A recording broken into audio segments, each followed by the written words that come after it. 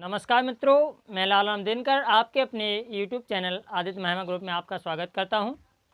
तो पिछली वीडियो में आपने अलंकारों को पढ़ा, जिसमें शब्दालंकार में अनुप्रास अलंकार, यमक अलंकार और श्लेष अलंकार। और इसके बाद अब चूँकि अभी वक्रोक्ति अलंकार पढ़ेंगे, तो वक्रोक्ति अलंकार मैं चाहता था कि लाइव क्लास दूँ, लेकिन जो है कि नहीं, कारणवश लाइव क्लास नहीं दे रहे हैं, वीडियो ही आप लोग देखें।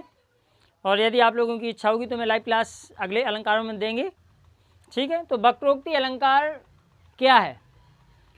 वक्रोक्ति का पहले तो आप शाब्दिक अर्थ जानते होंगे। वक्रोक्ति यानी वक्र प्लस उक्ति।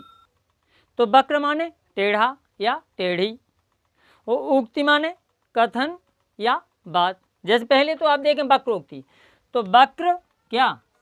वक्र प्लस उक्ति। उक्ति अब देखें आप वक्रोक्ति कैसे हुआ। भाई क्या है, इस का में हलंत तो है नहीं, का में रा है ये बस, लेकिन ये का पूरा है, तो इसमें से छोटा निकलेगा छोटा आ प्लस और ए ऊ निकला इसमें से, यानी प्रथम शब्द का अंतिम वर्ण। संधि विच्छेद पढ़ाया था, संधि करना या संधि विच्छेद करना बताया ना, सभी बच्चों को समझाया था ना संधि विच्छेद, ठीक है। तो इसी प्रकार से वक्रोक्ति की संधि विच्छेद देखें आप। वक्र प्लस उक्ति। वक्र मीन्स क्या होता है, वो बात की चीज़ है। उक्ति मीन्स क्या होता है, वो बात की चीज़ है। पहले तो आप ये देखें, वक्र का में से आ निकला कि नहीं निकला, इस यानी प्रथम शब्द का अंतिम वर्ण में से छोटा स्वर निकला, और दूसरे शब्द यानी अंतिम शब्द का प्रथम वर्ण में से छोटा ऊ यानी स्वर निकला। जब दोनों मिलेंगे तो क्या बनेगा? ओ। और ओ की एक लाठी एक मात्रा होती है, जो कि वक्र प्लस उक्ति बराबर क्या होता है? वक्रोक्ति होता है कि नहीं होता है? वक्रोक्ति। अब देखें आप, ओ की मात्रा इसमें का में है, यानी अपनी संधि विच्छेद क्लियर है। तो वक्र प्लस उक्ति बराबर वक्रोक्ति। अब बात आती है वक्र मीन्स होता क्या है, तो वक्र मीन्स होता है टेढ़ा। क्या? टेढ़ा या टेढ़ी, टेढ़ा या टेढ़ी। और उक्ति मीन्स क्या होता है? उक्ति मीन्स कथन। क्या? कथन या बात, ठीक। तो टेढ़ क्या मतलब हुआ? टेढ़ा कथन या टेढ़ी बात। समझ में आ गई आपकी? तो वक्रोक्ति मतलब टेढ़ा कथन या टेढ़ी बात। जिस प्रकार से आपने रेखा में पढ़ी होंगी, एक तो होती है सरल रेखा, एक होती है वक्र रेखा। तो वक्रोक्ति मतलब टेढ़ी बात। अब टेढ़ी बात कैसी? कोई कहेगा, एक व्यक्ति कहेगा सीधी बात, उसको समझने वाला समझेगा टेढ़ी बात। एक कहेगा टेढ़ी बात, उसको समझने वाला समझेगा उल्टी यानी सीधी बात। यानी कहने का मतलब, कहते कुछ और होते हैं, यानी श्रोता कुछ और कहता है, यानी वक्ता कुछ और कहता है, श्रोता कुछ और समझता है। ये है ना, श्रोता वक्ता का काम है इसमें। तो देखें, चलते हैं आप वक्रोक्ति अलंकार के तहत। वक्रोक्ति अलंकार का शाब्दिक अर्थ आपने जाना, ठीक, यानी टेढ़ी बात, टेढ़ी उक्ति या टेढ़ा कथन। अब चलते हैं वक्रोक्ति अलंकार से संबंधित आचार्यों के नाम। इसमें कौन कौन से आचार्यों के, यानी आचार्य, एक ट्रिक है, आचार्य जी भूमि कर दो, ठीक। अब भूमि कर शब्द आया, भूमि कर, तो भू से भा से भामा है, मी से मम्मट, का से कुंतक और रा से रुद्रट, यानी भूमि कर। यानी 4 आचार्यों का योगदान है वक्रोक्ति अलंकार में। कौन कौन से, तो ये आपको बता दिए। लेकिन भामा साहब जो हैं, इन्होंने वक्रोक्ति अलंकार को, मतलब वक्रोक्ति को एक अलंकार माना सिर्फ, कि हाँ यह अलंकार के तहत है। क्यों माना? क्योंकि इस अलंकार से उसकी कथन की सुंदरता बढ़ जाती है। कैसी कथन की सुंदरता? यानी हम कहेंगे कुछ और, आप समझेंगे कुछ और, यानी हंसी व्यंग, हास्य व्यंग। तो देखेंगे आप कैसे, उदाहरणों के माध्यम से समझेंगे। मम्मट ने क्या कहा? मम्मट ने वक्रोक्ति अलंकार को शब्दालंकार का एक भेद माना। क्या माना? शब्दालंकार का एक भेद माना है। और जो है इसके बाद कुंतक वक्रोक्ति अलंकार का प्रवर्तक, यानी कुंतक को क्या माना जाता है? वक्रोक्ति अलंकार का प्रवर्तक माना जाता है। तो वक्रोक्ति अलंकार के प्रवर्तक कौन है? आचार्य कुंतक। इसके बाद दिया है रुद्रट, यानी के अनुसार वक्रोक्ति अलंकार के 2 भेद हैं। कैसे हैं 2 भेद? कौन कौन? एक श्लेष वक्रोक्ति, एक श्लेष वक्रोक्ति और एक काक वक्रोक्ति। अब श्लेष वक्रोक्ति के अंतर्गत क्या है, काक वक्रोक्ति के अंतर्गत क्या है, वो आप चलते हैं जानते हैं। तो आपने जो शाब्दिक अर्थ है वो समझ लिया वक्रोक्ति का। आप चलते हैं परिभाषा की ओर। परिभाषा में क्या है? जब वक्ता द्वारा, किसके द्वारा, वक्ता द्वारा कही गई बात का श्रोता द्वारा जानबूझकर, ऐसा नहीं कि अनजाने में, जब वक्ता द्वारा, यानी वक्ता माने बोलने वाला, श्रोता माने सुनने वाला, जब वक्ता द्वारा कही गई बात का श्रोता द्वारा जानबूझकर, वो भी गलत अर्थ, ध्यान देना, यानी अलग अर्थ, श्रोता द्वारा जानबूझकर अलग अर्थ निकाला जाता है, वहाँ वक्रोक्ति अलंकार होता है। ठीक है, वो कहेगा कुछ और वो सुनेगा कुछ और समझेगा कुछ और। वो कैसे, देखते हैं। वक्रोक्ति अलंकार के प्रकार में आपने देखा होगा, तो आपने समझ लिया कि वक्रोक्ति अलंकार होता है वहाँ जो अलग अर्थ निकाले। अब वक्रोक्ति अलंकार के प्रकार के तहत आपको बता ही दिया, एक श्लेष वक्रोक्ति और एक काक वक्रोक्ति। तो श्लेष वक्रोक्ति क्या है, देखें आप, जहाँ एक शब्द के दो अर्थ होने के कारण, एक शब्द के कितने अर्थ, एक शब्द के दो अर्थ होने के कारण श्रोता वक्ता की बात का, यानी श्रोता और वक्ता दो जने हैं इसमें।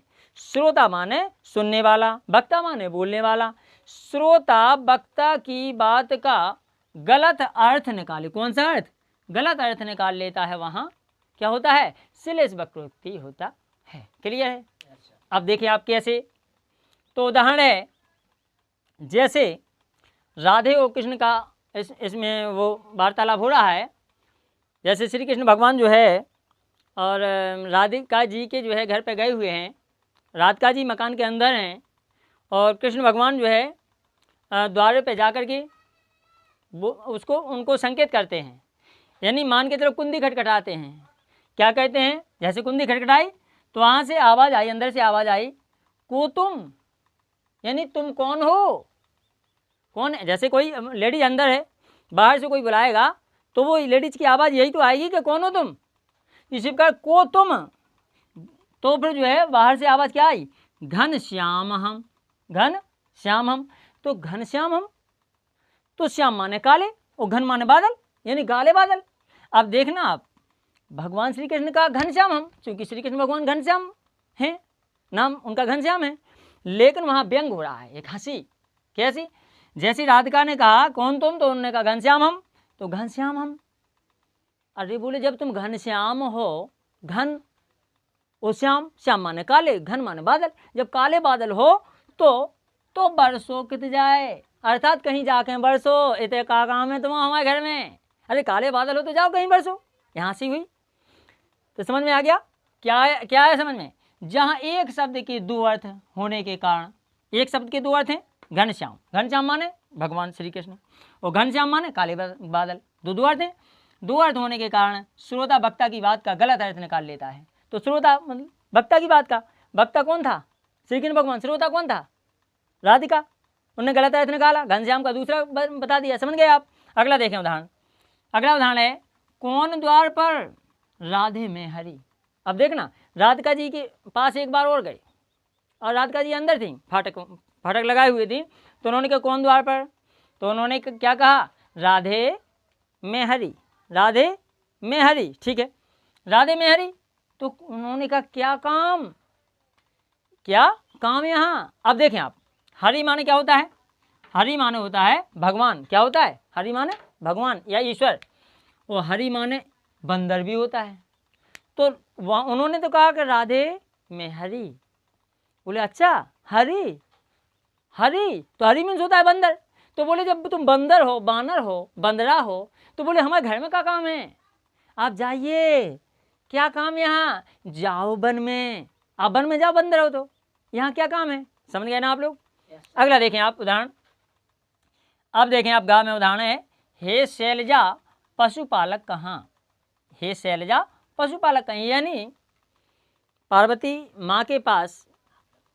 आप लोगों की समझ में आ रहा है, सब लोगों की पहले, ठीक है, आप लोग जो भी समझ में आया वो आप जो है बताते जाएं। तो देखें आप, हे शैलजा पशुपालक कहाँ, यानी पार्वती मैया के पास जगत जननी राधिका जी जाते हैं और क्या कहती हैं, हे शैलजा, हे शैलजा। अब देखें आप, शैल माने पर्वत, जावन पर्वत की पुत्री शैलजा। ठीक है, शैलजा माने पर्वत की पुत्री, कौन, पार्वती जी। ठीक, पशुपालक कहाँ, यानी पशुपालक। अब देखो अब बात वही है, यानी बात वही है, कौन सी बात, श्लेष वक्रोक्ति में कि जहाँ एक शब्द के दो अर्थ होने के कारण, अब एक शब्द के दो अर्थ कितने हैं, पशुपालक के भी दो अर्थ हैं, यहाँ घनश्याम के भी दो अर्थ थे, और यहाँ हरि के भी दो अर्थ थे, हरि माने भगवान, हरि माने बंदर। यहाँ बताया था कि घनश्याम, घनश्याम माने भगवान श्री कृष्ण, और घनश्याम माने काले बादल। अब देखो पशुपालक आ गए यहाँ, तो पशुपालक माने कौन, शंकर जी, और पशुपालक माने कृष्ण भगवान। अब देखें आप, क्योंकि कृष्ण भगवान भी पशु के पालने वाले थे, पशुओं को चराते थे। तो देखें आप, हे शैलजा पशुपालक कहाँ, राधिका जी ने कहा हे शैलजा पशुपालक कहाँ, बोले अच्छा। राधिका जी ने जैसे ही पूछा तो पार्वती जी ने जवाब दिया, क्या दिया, अरे यमुना तट गयो ले धेनु। राधिका जी ने तो पूछा शंकर जी के लिए कि पशुपालक कहाँ, बोले अच्छा यमुना तट गयो ले धेनु। अब यमुना तट, धेनु, धेनु माने गाय, कौन लेने जाया करता था यमुना के तट पे, भगवान श्री कृष्ण। तो वहाँ व्यंग, यानी उस का व्यक्ति का प्रश्न का उत्तर उसी की भाषा में देना, ये है यहाँ। अब अगला देखें आप उदाहरण, यानी मतलब श्लेष वक्रोक्ति अलंकार है। अगला उदाहरण है हे गिरिजा, गिरि माने पहाड़ या पर्वत, जा माने उसकी पुत्री, तो कौन, पार्वती जी। तो हे गिरिजा भिक्षु, अब देखें आप, भिक्षु कित गयो, बलिद्वार गयो मांगने रमा। अच्छा, बोले हे गिरिजा भिक्षु कित गयो। अब देखो यहाँ भिक्षु के दो अर्थ हैं, भिक्षु माने श्री वो शंकर भगवान। कैसे, जब जो है पार्वती की माता ने और शादी से, भगवान भोलेनाथ की शादी से इनकार कर दिया, देखो लाइट चली गई अभी, जब पार्वती को का संबंध के लिए और जो है देखने वाले गए, तो उन्होंने शंकर जी का वृतांत सुनाया कि ऐसी ऐसी पोजीशन में है, तो उनकी माता जी ने शादी करने से इनकार कर दिया। तो भगवान भोलेनाथ स्वयं पहुँचे कहाँ पे, उनकी माँ के पास, ठीक है। अब माँ के पास पहुँचे तो उन्होंने मांगा, पार्वती माँ को मांगा कि ये पुत्री मुझे दे दीजिए। तो वो उन्होंने मांगा, उनका हाथ मांगा कि मेरे साथ शादी ब्याह कर दीजिए, शादी कर दीजिए। तो मांगा मतलब भिक्षुक बन गए, यानी भिक्षा मांगने वाला, तो भिक्षुक कहलाए। और भगवान विष्णु ने राजा बलि से 3 पग भूमि मांगी थी, ये तो आपको पता ही है। तो देखें आप, यहाँ इसमें कौन, हे गिरिजा यानी रमा, रमा माने ये लिखा, भिक्षु कित गयो बलिद्वार मांगने रमा, तो रमा माने लक्ष्मी, लक्ष्मी जी शैलजा मतलब किसके पास, गिरिजा, गिरिजा मतलब पार्वती जी के पास गई, और क्या कहती हैं, भिक्षु कित गयो। तो पार्वती जी ने उनका जवाब उन्हीं की भाषा में दिया, बोले अरे भिक्षु कित गयो, अरे बलि द्वार गयो मांगने रमा, यानी बलि के द्वार पे गयो है। और बलि के द्वार पे कौन गया, शंकर जी तो गए नहीं, यहाँ बलि के द्वार पे गए थे विष्णु भगवान जी। तो उनका प्रश्न का जवाब उन्हीं की भाषा में दे दिया, ठीक है। तो ये कहते हैं चतुराई, यानी एक माँ ने दूसरी माँ को चतुराई से उसका जवाब दिया, ठीक है। अब चलते हैं, हाँ ये तो श्लेष वक्रोक्ति हो गई। श्लेष वक्रोक्ति का आप समझ गए होंगे अर्थ, कि 2 अर्थ होने के कारण, एक शब्द के 2 अर्थ होने के कारण श्रोता वक्ता की बात का गलत अर्थ निकाल लेता है, ठीक है। अब चलते हैं काक वक्रोक्ति। काक वक्रोक्ति कैसे पता चलेगा कि काक वक्रोक्ति है, तो देखें आप, काक वक्रोक्ति के अंतर्गत, तो लाइट चली गई तो इतना अंधेरा लगा हुआ होगा, वैसे सफाई साफ नहीं दिखाई दे रही होगी वीडियो, लेकिन फिलहाल चलते हैं। और हीरा की परख जौहरी जानता है, तो हमें तो एक ज्ञान लेना है। तो जहाँ पर उच्चारण के कारण श्रोता, कौन, उच्चारण के कारण, यानी देखें आप, जहाँ पर उच्चारण के कारण श्रोता वक्ता की बात का गलत अर्थ निकाल लेता है, श्रोता वक्ता की बात का गलत अर्थ निकाल लेता है, किसके आधार पे, उच्चारण के आधार पे। किसके आधार पे, उच्चारण के आधार पे। ध्यान देना आप, वहाँ शब्द का मतलब था, शब्द के 2 अर्थ थे, ठीक। श्लेष वक्रोक्ति में शब्द के थे ना, एक शब्द के, ध्यान देना, एक शब्द के 2 अर्थ थे। यहाँ क्या है डिफरेंस, यहाँ शब्द के नहीं है, यहाँ शब्द के 2 अर्थ नहीं है। काक वक्रोक्ति का मतलब हुआ कि जहाँ पर उच्चारण के कारण श्रोता वक्ता की बात का क्या करता है, गलत अर्थ निकाल लेता है, वहाँ काक वक्रोक्ति अलंकार होता है। वो कैसे, देखें आप, कैसे काक वक्रोक्ति अलंकार होता है, तो देखें उदाहरण से स्पष्ट हो जाएगा। उसने कहा जाओ मत बैठो यहाँ, उसने कहा जाओ मत बैठो यहाँ, तो समझने वाले ने मैंने सुना जाओ मत बैठो यहाँ, नहीं समझ में आ रही। उसने कहा जाओ मत बैठो यहाँ, यानी उसने ये कहा, कहने वाले ने कहा, वक्ता ने कहा जाओ मत, यानी ना जाओ मत बैठो यहाँ, यही तो कहा। लेकिन श्रोता ने क्या सुना, मैंने सुना जाओ मत बैठो यहाँ, बोले आपने जा कही, बोले जाओ मत बैठो यहाँ। तो उन्होंने कहा कुछ, उसने समझा कुछ, तो काकवक्रोक्ति हो गई। अब देखो दूसरे उदाहरण में देखें आप, जैसे उसे रोको मत जाने दो। हाँ, एक और इसे विशेषता, इसमें कौमा का भी जो है विशेष महत्व है। उसे रोको मत, क्या एक वक्ता ने कहा उसे रोको मत जाने दो, जान देना। अब उसे रोको मत जाने दो, इसका ये अर्थ हो गया। बोले सुनो उसे रोको मत जाने दो, अर्थात उदाहरण इसमें कौमा का अंतर है। उसे रोको मत जाने दो, यानी बोले जान दो ना रोको। लेकिन अब यहाँ कौमा लगाएंगे तो उसे रोको मत जाने दो। तो जो है उसने तो कहा, क्या कहा कि उसे रोको, शुरू कहने वाले ने कहा उसे रोको मत जाने दो। लेकिन समझने वाले ने ये समझा कि उसे रोको मत जाने, बोले भगा दो, जान दो, बोले जान दो। तो आपको पता ही होगा। तो बस मैं अंत में यही कहना, अभी और भी उदाहरण है, मजा आएगा आपको। अभी इन दो उदाहरण के बाद और भी उदाहरण बता रहे हैं हम, 2 मिनट। जल्दी जल्दी आप लोग लाइक करें, मेरी वीडियो को शेयर करें, और जो चैनल पे नए हों वो ज़्यादा से ज़्यादा मतलब सब्सक्राइब करें, ज़्यादा से ज़्यादा सब्सक्राइब करें, ठीक, जल्दी जल्दी। और बेल आइकन को प्रेस करना ना भूलें, क्लियर, क्योंकि जो भी वीडियो हम डालते हैं वो आप तक पहुंचती है, नोटिफिकेशन पहुंचता है। तो चलते हैं, उसे रोको मत जाने दो। आपने देखा उसे रोको मत जाने दो, अर्थ बदल गया। अब देखें उसे रोको मत जाने दो, अर्थ बदल गया, यानी कौमा का भी विशेष महत्व है कि नहीं है। अगला देखें आप, काकवक्रोक्ति है, कहने वाला कहता कुछ है, समझने वाला उल्टा समझता है। देखें जैसे किसी ने कहा, जैसे ये लिखा मैं आओ राजा तुम आओ मंत्री, मैं आओ राजा तुम आओ मंत्री। जैसे कोई राजा साहब, अब देखना ध्यान देना इसमें, तुम आओ, क्या तुम आओ।